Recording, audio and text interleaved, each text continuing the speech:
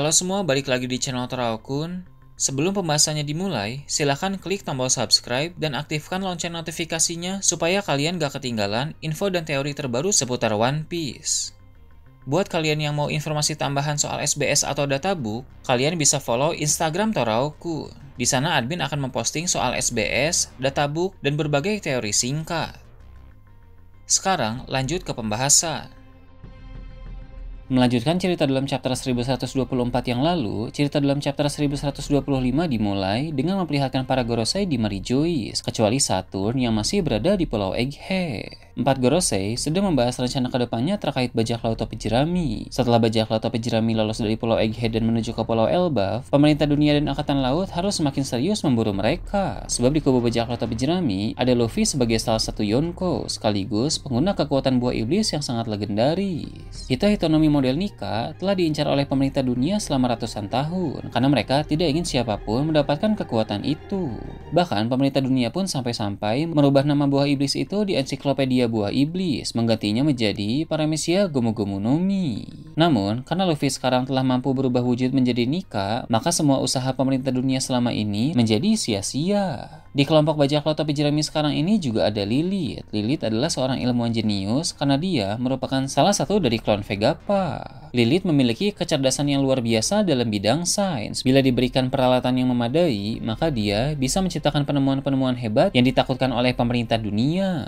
Dulu, Lilith pernah berkata bahwa dia ingin menciptakan matahari buatan yang lebih hebat dari Mother Flame, yang mengindikasikan bahwa di antara para klon Vegapunk yang lain, Lilith ini adalah yang paling memiliki ambisi besar dalam menciptakan suatu penemuan hebat. Gorosei bahkan berkata bahwa jika mereka diberi pilihan, maka mereka lebih menginginkan Vegapunk Lilith daripada York. Tapi sayangnya, yang mereka dapatkan hanyalah York, sedangkan Lilith malah memihak ke bajak laut topi jerami. Bisa dibilang, bajak laut topi jerami sangat beruntung mendapatkan Lilith di kelompok mereka. Selain itu, Gorosei pun berkata bahwa Lilith merupakan pemegang otoritas tertinggi kedua untuk para Serapim, satu tingkat di bawah para Gorosei. Karena seperti yang kita tahu, urutan pemegang otoritas terhadap Serapim ada 4 tingkatan. Yang pertama adalah Gorosei, kedua Vegapunk dan para klonnya, ketiga Sentomaru, dan yang keempat adalah pemegang chip otoritas biasa. Para Gorosei pun berkata bahwa akan sangat berbahaya jika Serapim diambil alih oleh Lilith saat Gorosei sedang tidak berada di sana, karena para Gorosei memang tidak selalu berada di dekat para Serapi. Selain itu, menurut para Gorosei, Geo Riboni juga merupakan sebuah ancaman karena diketahui bahwa dia telah menjadi pemegang otoritas tertinggi untuk para pasifista model Kuma. Itu dilakukan oleh Vegapunk tanpa sepengetahuan dari para Gorosei. Jadi dengan adanya Luffy, Lilith, dan Bonnie yang sekarang berlayar dalam satu kelompok, jelas bahwa pemerintah dunia dan Angkatan Laut tidak akan tinggal diam. Gorosei segera memerintahkan Akainu untuk membentuk tim khusus dengan tugas utama memburu kelompok Yonko Luffy. Namun, Akainu berkata tidak hanya bajak laut topi jerami saja yang akan dia fokuskan, melainkan juga dengan bajak laut Kurohige. Yonko Kurohige juga harus diberi fokus lebih karena mereka memang sering membuat masalah belakangan ini. Terlebih khusus di sana juga ada Kuzan yang telah mengkhianati Angkatan Laut. Akainu ingin memberi pelajaran kepada Kuzan atas pengkhianatannya itu. Beralih ke kapal bajak laut topi jerami, Lilith bertanya kepada para kru di mana ruangan laboratorium di kapal mereka. Nami pun menjawab ruangan lab tidak ada, yang ada hanya ruangan medis milik Chopper dan juga ruangan peralatan sederhana milik Franky. Tidak ada ruangan khusus seperti laboratorium di kapal mereka. Lilith pun bilang di pulau selanjutnya nanti mereka harus membeli banyak peralatan laboratorium karena Lilith akan membuat banyak senjata dan penemuan hebat untuk para bajak laut topi jerami agar bajak laut topi jerami menjadi semakin kuat. Mereka pun langsung kagum dan tak sabar untuk melihat penemuan-penemuan apa saja yang akan diciptakan oleh Lilith. Ini semakin menguatkan pendapat bahwa Lilith akan menjadi kru selanjutnya dalam bajak laut topi jerami. Sangat disayangkan jika orang sehebat Lilith tidak dijadikan kru tetap, karena dia pasti sangat berguna dalam kelompok tersebut.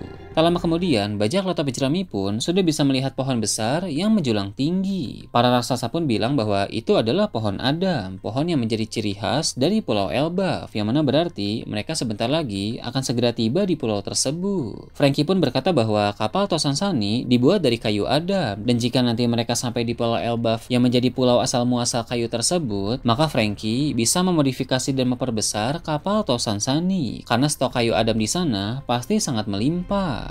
Panel pun memperlihatkan sekilas pemandangan di Pulau Elbaf. Pulau ini jauh lebih besar dari semua pulau-pulau di dunia One Piece yang pernah kita lihat sebelumnya. Saking besarnya Pulau Elbaf, ada beberapa iklim di pulau tersebut. Ada wilayah yang sedang mengalami musim panas, ada wilayah yang mengalami musim semi, dan ada pula wilayah yang sedang badai salju. Wajar memang jika Pulau Elbaf sangat besar, karena ukuran tubuh orang-orang di sana juga jauh lebih besar dari manusia biasa. Ketika pemandangan Pulau Elbaf itu diperlihatkan, sekilas ditampilkan juga Eustace Kid yang beberapa waktu lalu tenggelam setelah dikalahkan oleh Shanks, kini telah diselamatkan oleh seseorang. Orang yang menyelamatkan Kid itu berkata, bocah potensial sepertimu sangat disayangkan jika dibiarkan mati begitu saja. Sosok itu juga berkata, dia kagum kepada Kid, karena pada perang Wano tempo hari, Kid dan Law berhasil mengalahkan Big Mom. Sosok ini tahu persis bahwa Big Mom sangat kuat, sehingga dia cukup kaget saat mengetahui bahwa Big Mom dikalahkan oleh dua orang bocah. Dari perkataannya itu, jelas bahwa sosok misterius yang menolong Kid ini pernah mengenal Big Mom, karena itulah dia bisa berbicara panjang lebar soal kekuatan Big Mom.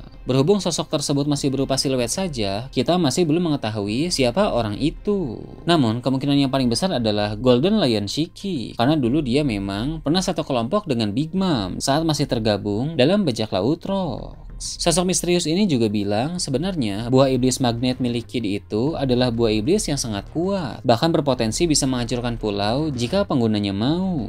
Namun, Kid malah menyia-nyiakan potensi kekuatan itu dengan menciptakan teknik-teknik yang berskala kecil saja. Orang yang diduga sebagai Shiki ini pun bilang bahwa setelah Kid bangun nanti, Kid harus mau bergabung dengan kelompoknya. Jika Kid menolak, terpaksa dia akan membunuh Kid dan mengambil buah iblis magnetnya itu untuk diberikan kepada salah satu anak buahnya yang lain. Kid memang tidak mau tunduk pada siapapun, tapi jika keadaannya genting seperti ini dan kelompok bajak lautnya juga sudah hancur, maka sepertinya Kid akan mau menerima tawaran itu.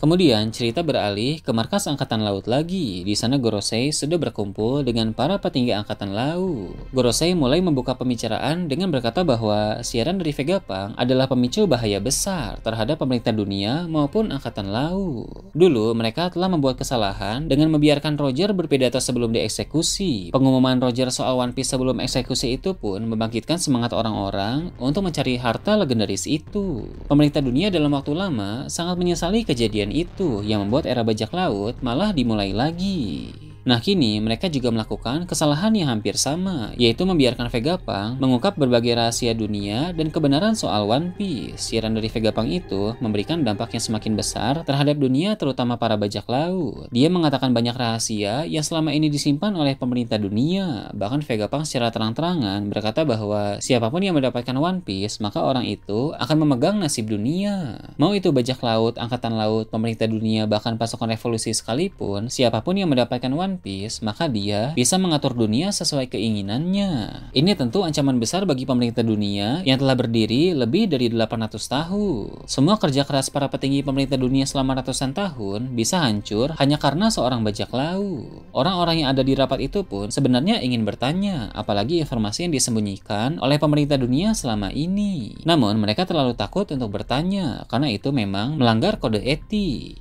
Jadi, di dalam perjanjian kerjasama antara Angkatan Laut dan pemerintah dunia, sudah ada aturan mutlak, yaitu Angkatan Laut tidak boleh mengorek informasi atau rahasia apapun dari pihak pemerintah dunia. Angkatan Laut cukup menjalankan perintah saja karena mereka memang dibayar untuk itu. Pemerintah dunia bisa memberikan dana apapun, entah itu untuk membangun markas, untuk persenjataan, untuk kapal-kapal, untuk prajurit, dan bahkan untuk stok buah iblis. Namun, satu-satunya hal yang tidak boleh diminta adalah informasi rahasia milik pemerintah dunia. Akainu pun tahu dengan kode etik itu. Selama puluhan tahun menjadi Angkatan Laut, Akainu tidak pernah mempermasalahkannya. Namun, sekarang situasinya berbeda. Ada beberapa hal yang terus terpikirkan oleh Akainu, apalagi setelah dia mendengar siaran dari Vegapunk. Akainu mulai menaruh curiga bahwa ada hal besar lain yang disembunyikan oleh pemerintah dunia, tapi tentu tidak etis jika menanyakannya di hadapan banyak orang. Setelah rapat berakhir, Akainu pun mendatangi ruangan para Gorosei seorang diri. Dia bertanya secara langsung kepada para Gorosei tentang semua hal yang dia pikirkan. Akainu pun berjanji akan menjaga rahasia ini sampai dia mati. Jadi, para Gorosei tak perlu khawatir dengan semua rahasia yang dia simpan itu. Para Gorosei bisa membaca intuisi dan ekspresi seseorang, sehingga dia tahu bahwa Akainu memang orang yang bisa menjaga rahasia. Pada akhirnya, Gorosei pun mulai menceritakan semua rahasia itu kepada Akainu, dan tentu setelah mendapatkan persetujuan dari Im sama. Akainu menunjukkan ekspresi yang kaget saat mendengar hal itu, tapi tak ada dialog dalam panel tersebut, yang mana berarti kita semua tidak bisa mengetahui apa saja yang diceritakan para Gorosei kepada Akainu. Nah, itu tadi berbagai hal menarik pada chapter 1125. Gimana menurut kalian? Silahkan tulis di kolom komentar di bawah.